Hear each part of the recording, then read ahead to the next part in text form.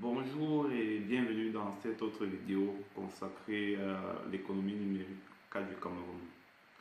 Aujourd'hui, je m'en vais comme ça vous proposer un sujet que je trouve pour ma part important. Restant dans le cadre de l'économie numérique, ça concerne effectivement l'entrepreneuriat numérique. En réalité, c'est quoi être un entrepreneur numérique?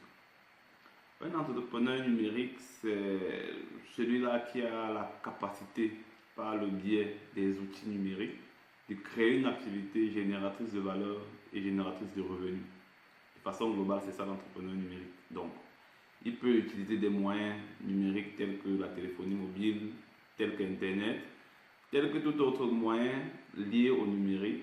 Mais dans le cadre restreint que nous allons étudier, c'est beaucoup plus Internet ou téléphonie mobile parce que ce sont des technologies les plus répandues qui permettent effectivement de se déployer sereinement dans le secteur de l'entrepreneuriat numérique.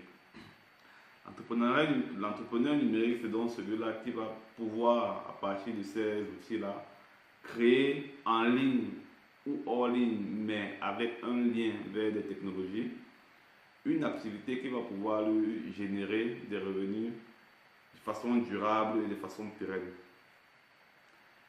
De par mon expérience, beaucoup de gens se sont lancés dans l'entrepreneuriat numérique à partir des années 2000 parce que cela a pu résoudre un des problèmes majeurs liés à l'emploi dans les pays dits développés. Beaucoup n'arrivant pas à se satisfaire d'être employés et n'arrivant pas à déployer les moyens nécessaires qu'il fallait pour être un entrepreneur dans des secteurs traditionnels, ont trouvé le moyen par le biais du numérique de proposer de nouveaux services pour permettre de résoudre des problèmes ponctuels et grandissants des populations liées à l'avènement du numérique et d'Internet. Donc plus Internet devenait populaire, plus les gens en dépendaient et plus des pionniers dans ce secteur ont compris qu'il était nécessaire de leur proposer des services directement liés à Internet pour leur faciliter la tâche au quotidien. Cela a aussi permis à ces personnes-là de bénéficier d'un certain nombre d'avantages liés au numérique. Par exemple, pouvoir travailler à partir de chez eux. C'est à partir de là que s'est développé le télétravail d'abord pour ceux qui étaient employés, mais aussi pour les entrepreneurs, ce qu'ils ont appelé travail à domicile.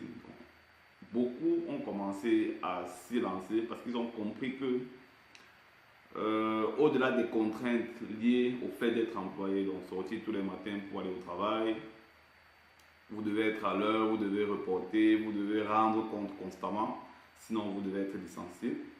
L'entrepreneur numérique a compris qu'en prenant la main pour créer sa propre activité en ligne, il gagnait non seulement la liberté de temps, la liberté de lieu, parce qu'il pouvait travailler à partir de l'endroit où il voulait, sauf du fait, enfin, en n'ayant besoin que d'une connexion Internet, quel que soit l'endroit où il se trouve, il peut directement accéder à ces plateformes en ligne et effectuer son activité. Et puis la liberté de revenus aussi, parce que c'est en fonction du travail que tu fournis que tu as le revenu qui va avec. Et du coup, tu peux doser la quantité de travail qui te convient pour le revenu qui te convient aussi. Donc c'est ça être un entrepreneur numérique. Cependant, pour pouvoir réussir en tant qu'entrepreneur numérique, il y a des fondamentaux et des préalables qu'il faut poser. Par exemple, pour être un entrepreneur numérique qui réussit, il faut avoir trouvé une niche porteuse. C'est quoi une niche? Une niche, c'est tout simplement un créneau d'activité qui vous permet de résoudre un problème ponctuel de la société avec un potentiel important en termes de revenus. Pourquoi est-ce que c'est important? Parce que si vous choisissez la mauvaise niche, il y a de fortes chances que votre entreprise ne prospère pas du tout. Parce que si vous faites une mauvaise étude, effectivement, vous allez vous lancer dans une activité où le besoin n'est pas réel de l'autre côté. Donc, elle ne pourra pas être durable du fait de manque de clients, manque de revenus, manque de chiffre d'affaires en quelque sorte. Comme dans toute autre entreprise, dans toute autre forme d'entrepreneuriat, si vous voulez. Donc, l'entrepreneur numérique aussi est confronté à la problématique du choix de la niche. Le choix des niches avec le numérique est beaucoup plus diversifié. Et aujourd'hui, on a un ensemble d'outils qui nous permet en quelque sorte d'étudier de façon minutieuse quel est le type quelle est la niche que nous voulons choisir en fonction du revenu potentiel, en fonction de la concurrence, en fonction de la portée, en fonction du chiffre d'affaires prévu dans cette niche et dans les années à venir. C'est-à-dire que les outils numériques mis à notre disposition pour faire l'étude du marché ou de la niche que nous souhaitons desservir nous permet en quelque sorte de déterminer si elle sera porteuse pour notre environnement ou pas. C'est une étape capitale et c'est la première étape lorsqu'on veut se lancer en tant qu'entrepreneur numérique. Dans le cadre du Cameroun, par exemple, avant de pouvoir se décider à, je ne sais pas moi, vendre des ordinateurs, on reste là dans des types de commerce traditionnels, vendre des ordinateurs, créer une entreprise agricole ou toute autre forme d'activité. Aujourd'hui, ce que l'on fait, c'est qu'on fait une étude de marché classique, c'est-à-dire qu'on fait des petits sondages ici et là, on regarde des statistiques sur à peu près quel est le potentiel dans ce domaine-là. On se renseigne auprès des économistes pour savoir à peu près quels sont les différents encadrements réglementaires par rapport à ce secteur. On fait un ensemble d'études, une étude de marché classique qui nous permet d'avoir une visibilité sur l'activité qu'on a envie de mener. C'est ce que les grands groupes qui arrivaient dans le secteur d'Internet, par exemple, ont fait pour savoir que le besoin en Internet était réel au Cameroun, progressivement pour le consommateur final, pas pour les entreprises. Ils sont lancés dans l'Internet grand public, sachant que le taux de pénétration était faible, sachant que les ménages n'avaient pas encore accès à Internet, que les étudiants avaient des difficultés à accéder à Internet. Donc c'est un ensemble de données qui leur a permis de savoir qu'effectivement, c'est un secteur porteur.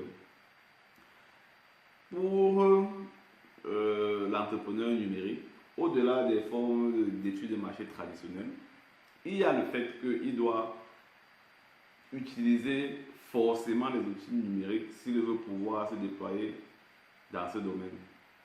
Des outils qui lui permettront de savoir, par exemple, pour la niche que je choisis, supposez que je suis un vendeur d'œufs, tout simplement. Avant de pouvoir créer une plateforme en ligne qui me permet de vendre mes œufs aussi sur une plateforme numérique, un site web, une page Facebook, que sais-je encore, il est important, par exemple, d'aller sur l'outil Google et de voir quel est le volume de personnes qui recherchent comment acheter des œufs en ligne à partir de leur ordinateur. Sinon, ça n'a pas de sens. Sinon, pour vous, il y a un autre travail à effectuer que de commencer directement avec cette plateforme en ligne. C'est-à-dire qu'il faut d'abord que les gens soient amenés à rechercher ce que vous vendez en ligne pour que vous puissiez le vendre en ligne effectivement. Donc, c'est une étape capitale. Et ça permet que vous n'ayez pas à déployer des moyens importants pour un revenu qui sera plus ou moins faible. Cependant, quand vous tombez sur la très bonne niche, il y a des potentialités énormes. Par exemple, dans les pays dits anglo-saxons, des niches telles que comment gagner de l'argent en ligne, comment perdre du poids ou bien comment effectuer des rencontres, sont des niches qui génèrent des milliards de francs CFA, enfin des millions de dollars quotidiennement. Ce n'est pas une histoire de par mois, quotidiennement. Le chiffre d'affaires annuel de ces trois niches-là uniquement est en termes de milliards de dollars. Pourquoi? Parce qu'effectivement, en termes de volume de recherche, on constate que voilà des recherches, si vous voulez, voilà le pic de recherche sur des grands moteurs de recherche aujourd'hui, quotidiennement. Chaque jour qui passe, chaque minute qui passe d'ailleurs, il y a quelqu'un dans le monde entier, par exemple, qui tape sur Google comment gagner de l'argent. Donc, cela étant connu, quand vous vous déployez dans ces niches, vous savez exactement vers quelle cible vous allez. Et plus la niche est importante, plus la cible est importante. Cependant, on n'a pas forcément besoin d'aller dans une niche de ce genre parce que, bon, il y a d'autres formes de niches qui ne sont pas très courues, mais qui peuvent être très porteuses et très juteuses à terme. Il suffit de bien mener sa recherche pour savoir ce que l'on cherche. Mais, pour des entrepreneurs qui ont déjà une activité existante et qui veulent juste la porter en ligne, il n'est pas nécessaire d'effectuer le même type de recherche. La recherche qu'on effectue est différente, enfin est complémentaire, Parce qu'effectivement, on est en train de faire une transition, une forme de transition, de quitter d'un modèle économique uniquement traditionnel vers un aspect numérique de notre propre modèle. Donc, il est important dans ce contexte-là de savoir ce qu'on a à rechercher.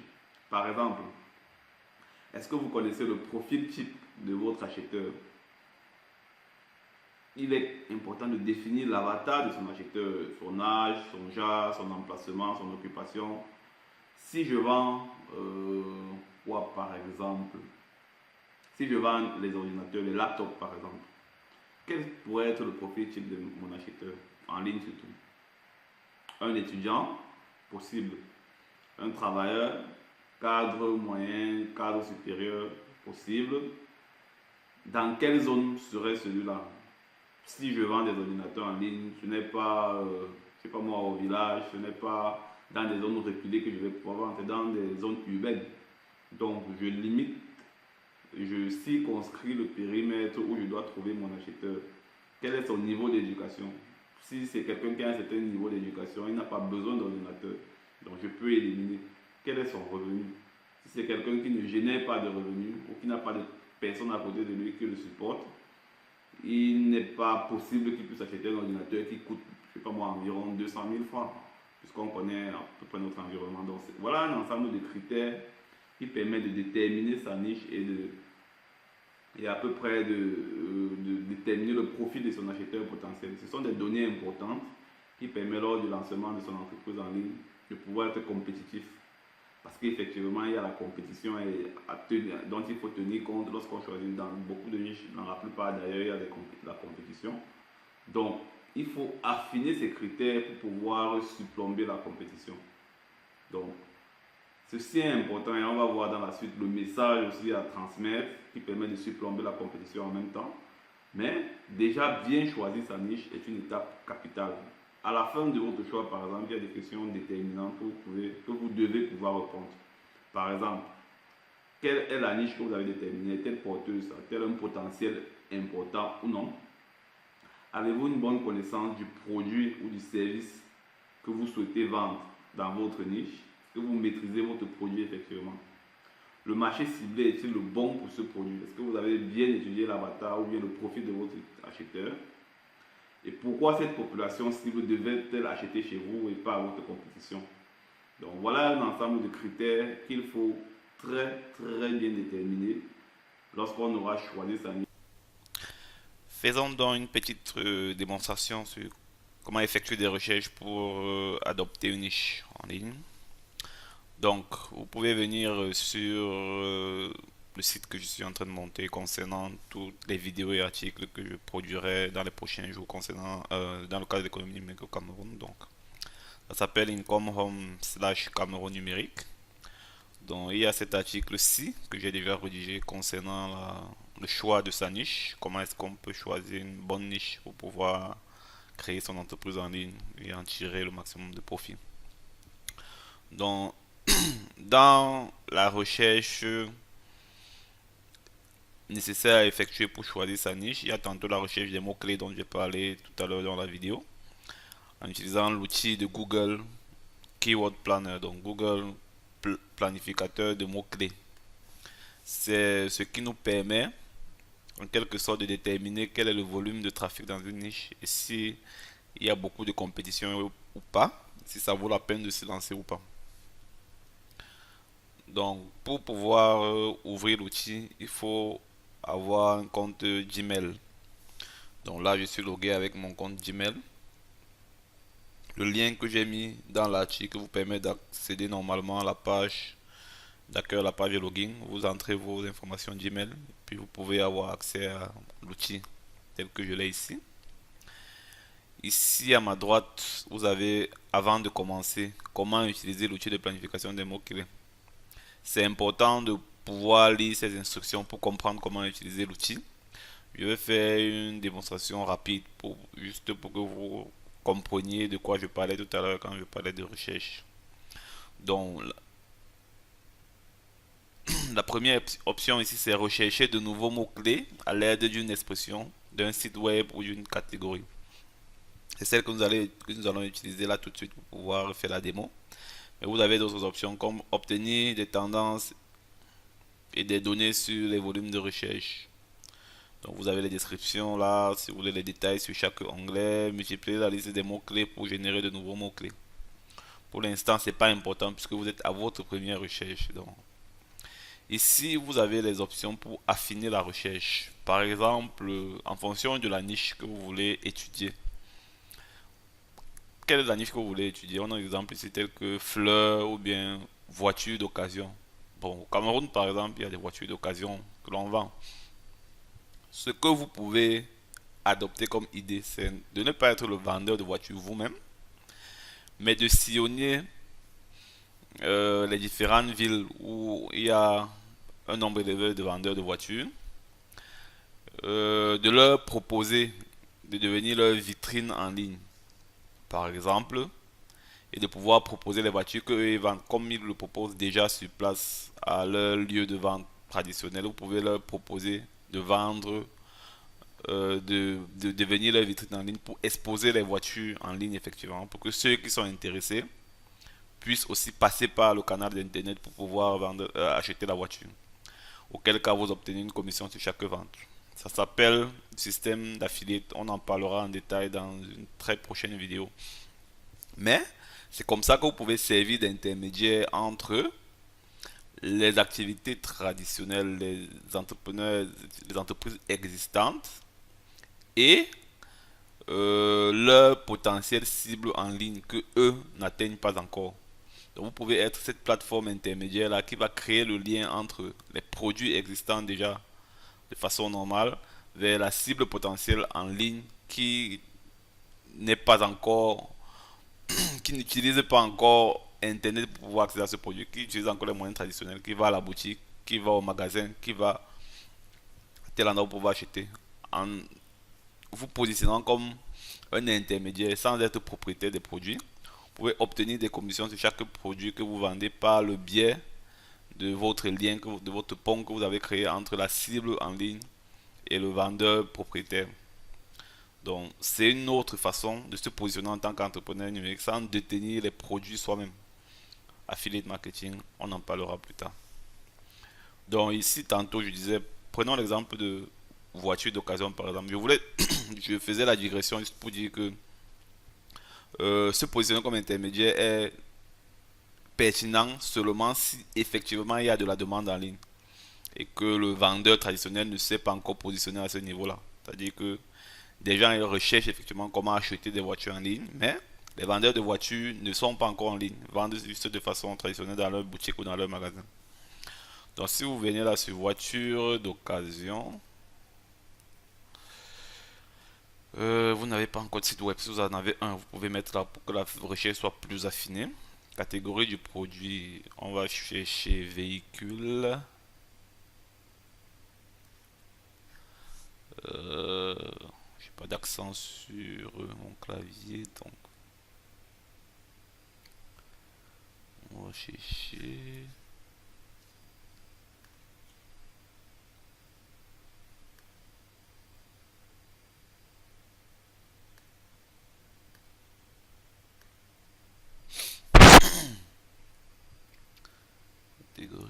Catégorie véhicule. Voilà. Puis on reste dans tous les véhicules. Ciblage. Bon, comme j'ai déjà effectué une recherche récemment sur le Cameroun, j'ai les zones dans lesquelles je vais rechercher. Mais si vous n'avez encore rien, de façon tout ça, vous venez ici, vous tapez Cameroun. Pardon. Cameroun, vous avez. Vous pouvez rechercher Douala. Vous pouvez rechercher Yaoundé. Vous pouvez rechercher Bafoussam, dans la région de l'Ouest. Vous l'avez. Donc enregistrer et puis obtenir des idées. Ce que ça nous donne comme résultat, c'est le volume de recherche sur ces mots-clés là par mois.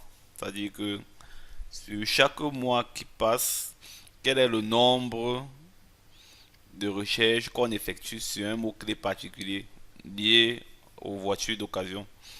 Là, il nous propose une combinaison ou bien tout autre mot-clé s'avoisinant à ce qu'on a effectivement recherché pour dire qu'on recherche à peu près la même chose. C'est-à-dire que quelqu'un qui veut une voiture d'occasion peut aussi taper véhicule d'occasion, peut aussi taper occasion voiture, peut aussi taper voiture à vente.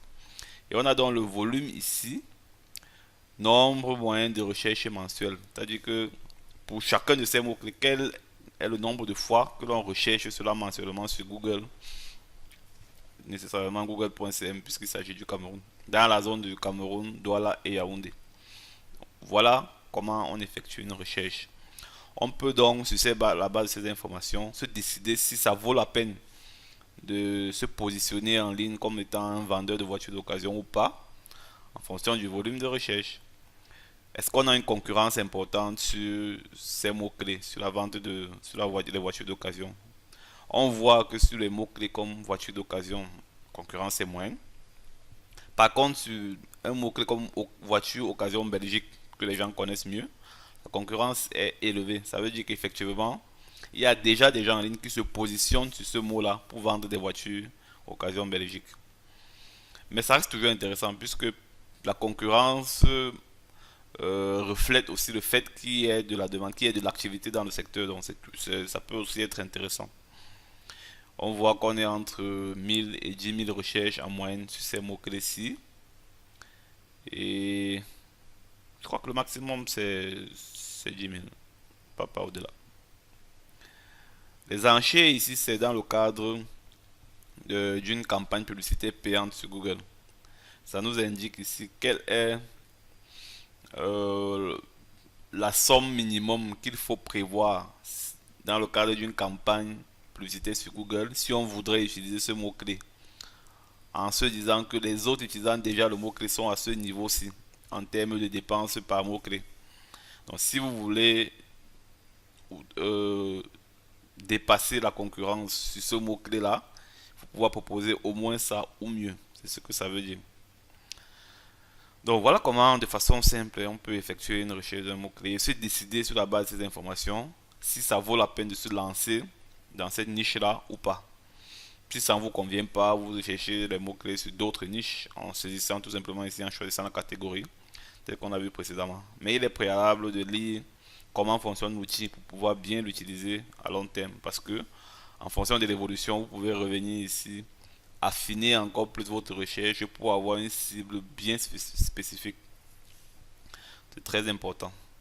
Donc voilà la démo que je voulais comme ça vous montrer pour compléter euh, l'aspect de la vidéo dont nous discutions précédemment, à savoir comment effectuer une recherche pour bien choisir sa niche. Donc, quand ce type de paramètres sont bien pris en compte, cela nous permet de nous déployer facilement dans la prochaine étape que nous allons voir dans une prochaine vidéo. Dans cette suite où je vais vous montrer étape par étape comment créer votre propre entreprise en ligne, comment devenir enfin un entrepreneur numérique indépendant qui peut travailler de partout, de chez lui ou d'ailleurs, et qui peut à peu près définir la forme de revenu qu'il voudrait avoir en travaillant au moment où ça lui convient de lui. C'est ça la liberté que donne le fait d'être un entrepreneur numérique. C'est ça la liberté que donne le fait de se lancer dans l'économie numérique de façon globale. On a des secteurs très très importants au Cameroun, tels que l'agriculture qui est en train de faire un boom actuellement, où beaucoup d'entrepreneurs, pas numériques cette fois-là, sont en train de se lancer.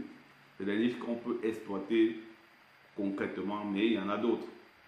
Il y a des niches telles que les systèmes de paiement en ligne qui résolvent un problème précis dont j'ai parlé dans une de mes vidéos. Il y a d'autres formes de niches, il y a de la transformation, bien de la transition à faire pour tous ceux qui sont déjà dans des niches porteuses mais qui ont besoin d'une visibilité en ligne. Voilà autant de possibilités que nous pouvons exploiter en tant qu'entrepreneurs numériques, soit nous-mêmes en se lançant dans ces niches-là, soit en aidant ceux qui ont déjà des activités traditionnelles à migrer en ligne et en servant de relais pour leur plateforme. Donc, ça reste de l'entrepreneuriat, ne perdez pas cela de vue. Voilà autant de possibilités qu'on a dans notre environnement et qui peuvent permettre à beaucoup d'entre vous de désormais devenir l'entrepreneur qu'ils ont toujours souhaité mais cette fois-ci en utilisant les moyens du numérique. J'espère que cette vidéo a été informative ou instructive pour vous. Et j'espère vous voir dans la prochaine vidéo où l'on parlera cette fois-là de quel message utiliser de façon pertinente pour pouvoir surplomber sa compétition dans une niche choisie. Merci beaucoup de l'avoir suivi et à très bientôt dans la prochaine vidéo.